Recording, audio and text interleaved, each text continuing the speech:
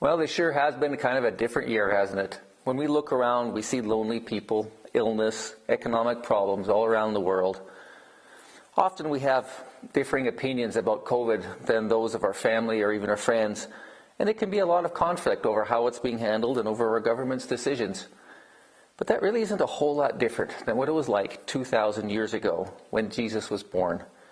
The country of Judea had been invaded and conquered by the Romans. And so they lived under Roman occupation, having to follow their laws instead of their own, and to pay taxes to this conquering nation. The Romans imposed a census requiring everyone to go back to their hometowns and be counted. You can imagine the chaos as people were traveling up and down the dusty roads to obey a law that made no sense to them. The local king, even at that time, Herod, was a tyrant who murdered not only his wives, but 3 of his sons and many other people. Basically anyone that he thought might be in his way or challenge his right to rule. There would have been shortages of food. It would have been hard to buy what you need to feed all your visitors. This in a country that has no refrigeration. Life would have looked very bleak for a lot of people living right then. But that's exactly when Jesus was born. At just the right time, the Bible says, Galatians 4:5. But when the fullness of time had come, God sent forth his Son, born of a woman. We might wonder why.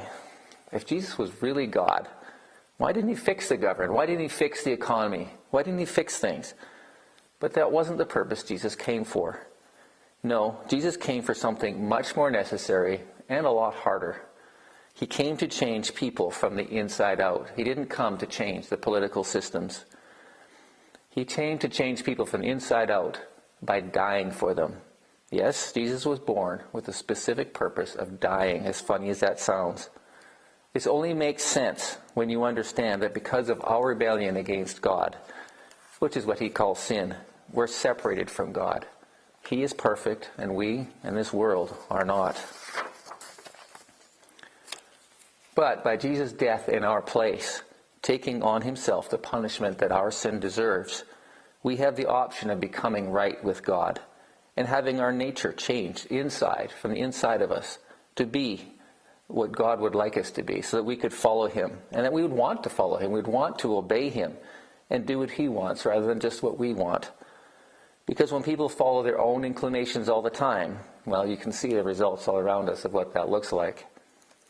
So Jesus coming as a baby to grow up, to lead and to teach people, to die in our place on the cross and then rise from the dead 3 days later, all this happened in real time, in real history, at a time when the same types of troubles and issues that we see today were happening. And Jesus brings the same kind of hope to people today that he did 2,000 years ago. The difference is that when we celebrate his birth, we understand the whole picture, whereas the people at that time, they didn't. So we can celebrate even more fully, knowing that Jesus came with a purpose to make things right, starting with us, if we decide to follow him. So I want to wish everyone a very happy Christmas, and may you choose to follow Jesus fully this next year, no matter what surprises may come. And I hope that you enjoy Christmas carols this Christmas Eve.